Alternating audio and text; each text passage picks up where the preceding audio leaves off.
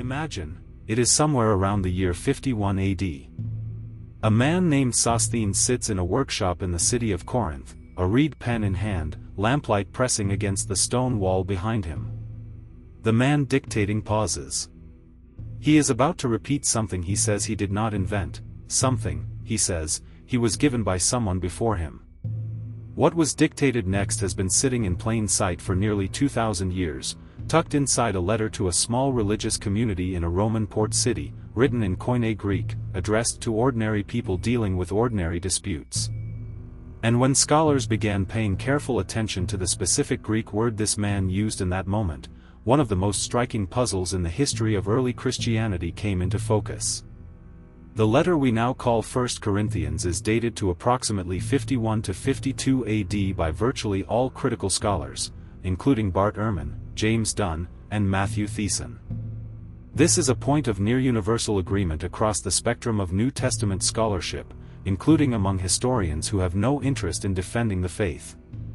And buried inside this letter is a passage that scholars across that same spectrum, believers and atheists alike, have come to identify as the earliest written creed about the resurrection of Jesus. Here is the detail that changes everything. Gerd Ludemann, an atheist scholar at the University of Göttingen, has dated the core of that creed not to the letter itself, but to something Paul received from someone else, something older. Ludemann's estimate places its origin within 3 years of the crucifixion. 3 years. Not 3 centuries. Not 3 decades. 3 years. And the person making that argument was not a theologian trying to defend the Bible. He was an atheist, at one of Germany's leading research universities, working from the Greek text of a letter that everyone agrees is real. To understand what we are actually dealing with here, we need to understand what 1 Corinthians is, and why the kind of document it is matters enormously for what it can tell us. According to Wikipedia, the first epistle to the Corinthians is one of the Pauline epistles, forming part of the New Testament of the Christian Bible. It is addressed to the Christian church in Corinth. The letter was written with a co-author named Sosthenes, and according to Wikipedia, scholars believe Sosthenes served as the amanuensis, meaning the scribe who physically wrote out the letter at Paul's direction. The letter was composed in Koine Greek. Here is something many people do not know, even those who have read this letter many times. According to Wikipedia, 1 Corinthians is not believed to be the first letter written by Paul to the Corinthian church. What we call 1 Corinthians is already at minimum the second chapter of a longer conversation between Paul and this community. What we call 1 Corinthians is already at minimum the second chapter of a longer conversation between Paul and this community. This matters because it tells us something about the genre and purpose of the document. 1 Corinthians is not a carefully composed systematic theology. It is not a narrative history. It is a pastoral letter, reactive, urgent, addressing specific fractures and questions that had arisen inside the Corinthian community. Paul is dealing with factions, with disputes being taken to civil courts, with questions about food offered to idols, about marriage, about spiritual gifts. The letter reads like a crisis response. The resurrection section, when it arrives, does not read like Paul introducing a new idea. It reads like Paul reminding a community of something already foundational to their existence. And crucially, he introduces it with language that every scholar who has worked on this text has had to account for. By his own account, Paul is not presenting his theology. He is repeating something he was given. That transition, from invention to reception, is where the earliest archaeological question about this creed actually lives. The entire historical argument about this creed rests on a single Greek word, and once you understand what that word means in its technical context, the chronological implications become very difficult to dismiss. When Paul writes about the resurrection in 1 Corinthians 15, he introduces his account using the Greek term paradidōmi, typically rendered in English translations as received. This is not conversational language. It is not casual. According to the verified scholarship on this letter, paradidōmi is technical oral tradition terminology. It is technical oral tradition terminology, the formal vocabulary used to signal that an established teaching is being transmitted, not invented. This distinction matters more than it might initially appear.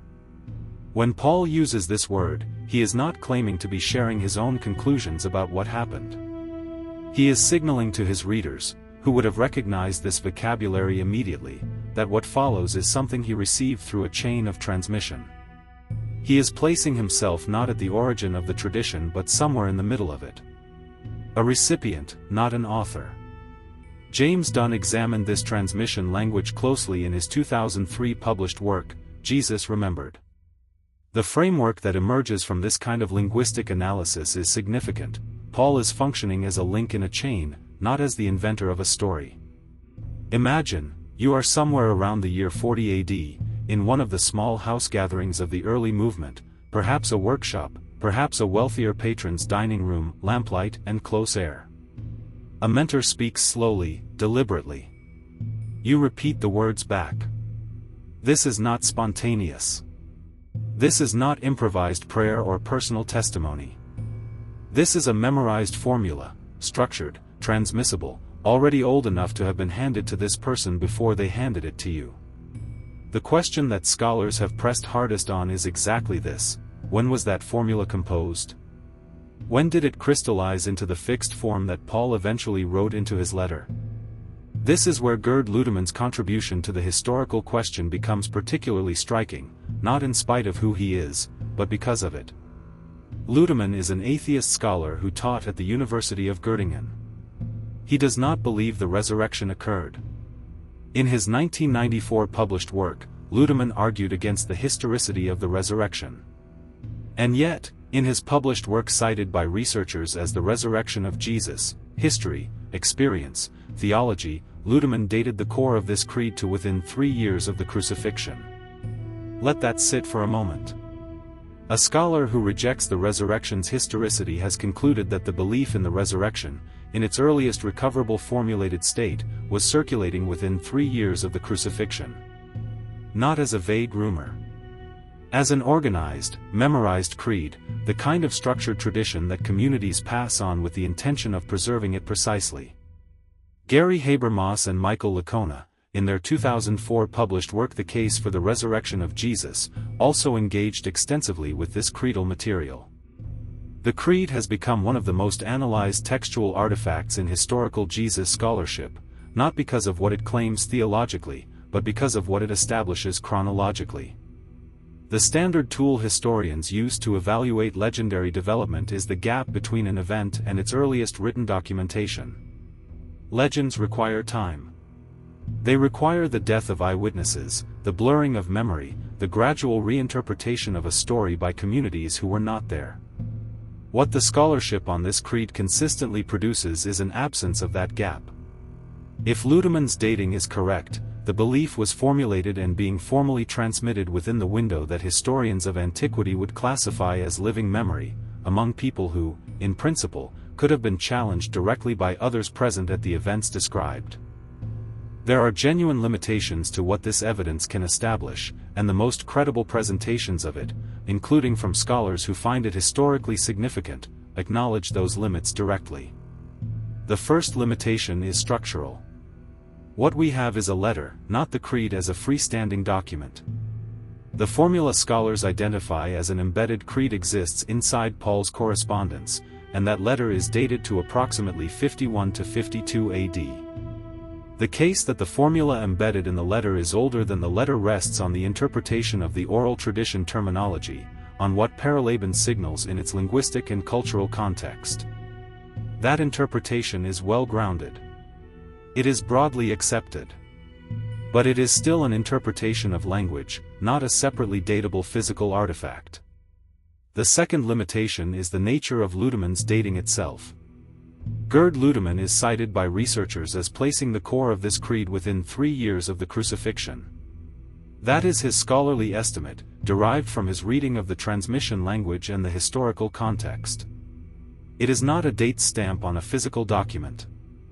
Other scholars working within different methodological frameworks arrive at different estimates, though across critical scholarship, including skeptical scholarship, there is broad agreement that this material is early.